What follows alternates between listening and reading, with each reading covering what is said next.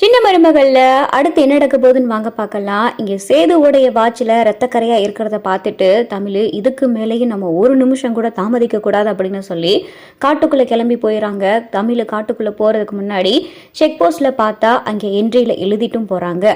இந்த மாதிரி ராஜாங்கத்தோடைய மருமக தமிழ்ச்செல்வி நான் என்னுடைய புருஷனை தேடி நான் காட்டுக்குள்ள போறேன் அப்படின்னு சொல்லிட்டு செக் போஸ்ட் இருக்கிற அந்த நோட்ல பார்த்தா எழுதி வச்சுட்டு காட்டுக்குள்ளேயும் போயிடறாங்க. காட்டுக்குள்ள போயிட்டு மாமா நீங்க எங்க இருக்கீங்க மாமா அப்படின்னு சொல்லிட்டு இங்க பார்த்தா தமிழ் கத்தி கத்தி கூப்பிட்டுக்கிட்டு இருக்காங்க. சேது பார்த்தா அந்த யானைக்கிட்ட இருந்து தப்பிச்சு ஒவ்வொரு இடமா தேடி போய்கிட்டு இருக்காரு. பாதை தெரியவே இல்லை. நம்ம எந்த பக்கம் வந்தோம், எங்கிட்டு போறதுன்னு கூட தெரியலையே, இப்ப என்ன பண்ண போறேன் சேது அப்படின்னு சொல்லிட்டு சேது பேசிக்கிட்டு இருக்காரு. சரி இந்த யானைக்கிட்ட இருந்து முதல்ல தப்பிக்கணும், அப்போ உயரமான ஒரு இடமா பார்த்து ஏறி உட்காரணும் அப்படின்னு சொல்லிட்டு சேது காட்டுக்குள்ள ரொம்ப தூரம் நடந்து போயிட்டு ஒரு மரத்து மேல பார்த்தா ஏறி உட்காந்துறாரு. அப்பாடா இங்க ஒரு வழியா உட்காந்தாச்சு, இந்த யானைக்கிட்ட இருந்து தப்பிக்கிறதுக்கு ஒரே வழி இங்கே தான் இருக்கிறது.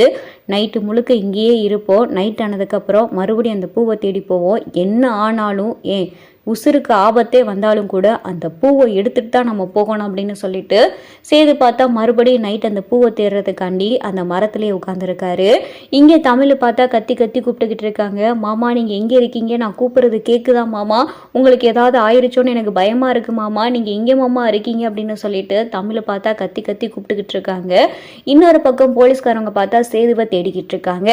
இங்க பார்த்தா மூப்புத்தாய் வந்துட்டு காட்டுச்சி அம்மனு கிட்ட என்னம்மா ஏன் இப்படி சோதிக்கிற, நம்ம ஊருக்கு வந்து நல்லது பண்ண குடும்பத்தை ஏமா இப்படி சோதிச்சுக்கிட்டு இருக்க அப்படின்னு சொல்லிட்டு காட்டுச்சி அம்மன் கிட்ட குறுக்கிட்டுக்கிட்டு இருக்காங்க. அப்பதான் பார்த்தா மூப்பு தாய்க்கு சேதுக்கு ஒரு கண்டம் இருக்கு அப்படின்னு சொல்லிட்டு தெரியுது.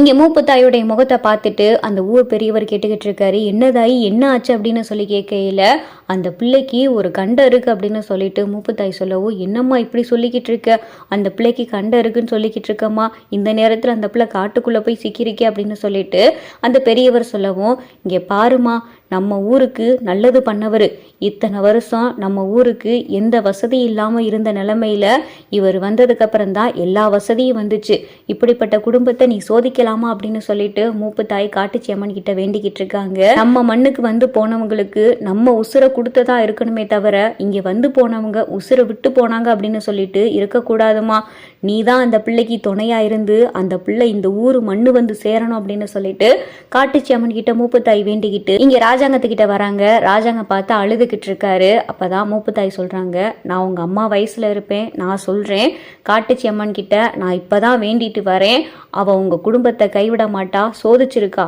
ஆனா கண்டிப்பா கைவிட மாட்டா, உன் பிள்ளை கண்டிப்பா நல்லபடியா திரும்பி வந்துருவேன் அப்படின்னு சொல்லிட்டு மூப்புத்தாய் சொல்லிக்கிட்டு இருக்காங்க. காலையில இருந்து இப்படி எல்லாரும் அழுதுகிட்டே இருக்கீங்க, ஒரு வாய் சாப்பிடுங்க அப்படின்னு சொல்லிட்டு மூப்புத்தாய் சொல்லவும் அங்கிருந்து சாப்பாடெல்லாம் எடுத்துட்டு வந்து கொடுக்குறாங்க. இங்க ராஜாங்கம் எனக்கு வேணாம், எனக்கு என் பிள்ளைய பார்த்தே தீரணும், என் பிள்ளைய பார்க்காம சொட்டு தண்ணி கூட என் தொண்டையில இறங்காது அப்படின்னு சொல்லிட்டு ராஜாங்க சொல்லிக்கிட்டு இருக்காரு. மோகனா இதுக்காண்டி உங்க உடம்பு நீங்க வருத்திக்கிறாதீங்க, தயவு செஞ்சு சாப்பிடுங்க அப்படின்னு சொல்லிட்டு மோகனா சொல்லவும், இல்லை மோகனா சேதுவை பார்க்குற தட்டிக்கும் எனக்கு சாப்பாடே வேண்டாம் அப்படின்னு சொல்லிட்டு ராஜாங்க சொல்லிக்கிட்டு இருக்காரு.